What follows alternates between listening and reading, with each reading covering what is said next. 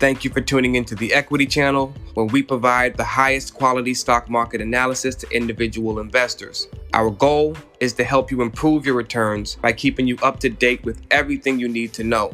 What helps investors beat the market is information and knowledge of how to use it. We'll provide you with both. Before we get started, be sure that you subscribe and turn on your notifications, because every time we drop a new episode, money is made.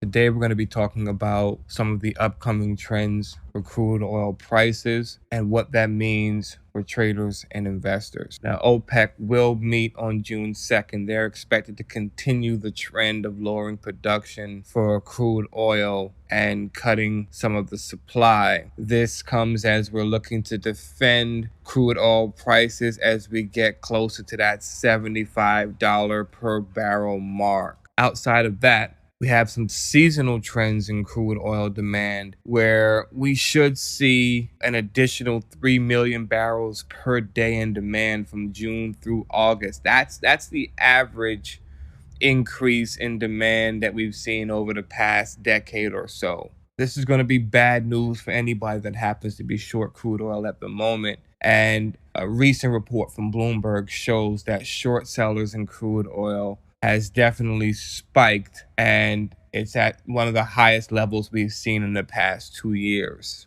For that reason, I believe once we get this latest decision from OPEC and we start to see some of that pickup in seasonal demand, short sellers are going to be forced out of some of those positions, and we're going to see a spike in crude oil prices that should take us from where we are now to about $90 to $95 per barrel, maybe even higher. Another element that is going to continue to support crude oil at higher prices is the fact that the United States is not able to tap into those strategic petroleum reserves at this current moment, as we're needing to replenish those reserves and get them back up to levels that are more consistent with an economy that's prepared to deal with price shocks. This recent sell-off may have some people a bit nervous, but for the most part, I believe these are just individuals looking to price in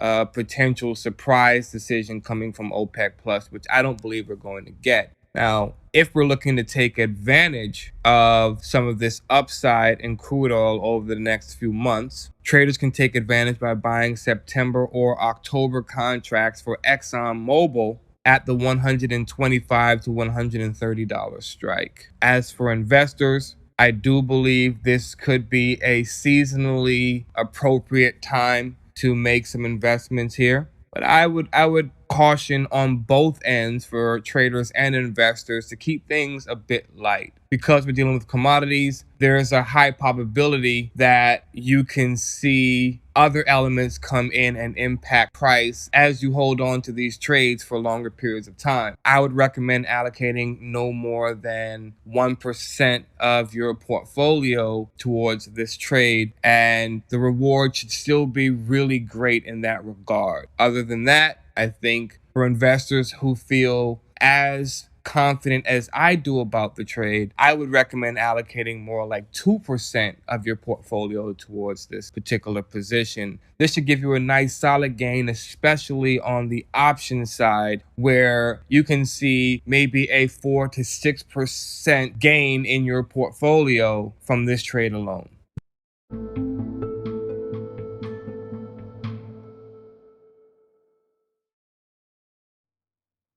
The Equity Channel is one of the most followed stock market podcasts for beginners, a valuable resource for investors who are looking for information on the stock market and the economy. We love to make our episodes quick, straight to the point, and rich in value. We hope that's what you got today. Be sure that you subscribe, turn on your notifications, because every time we drop a new episode, money is made.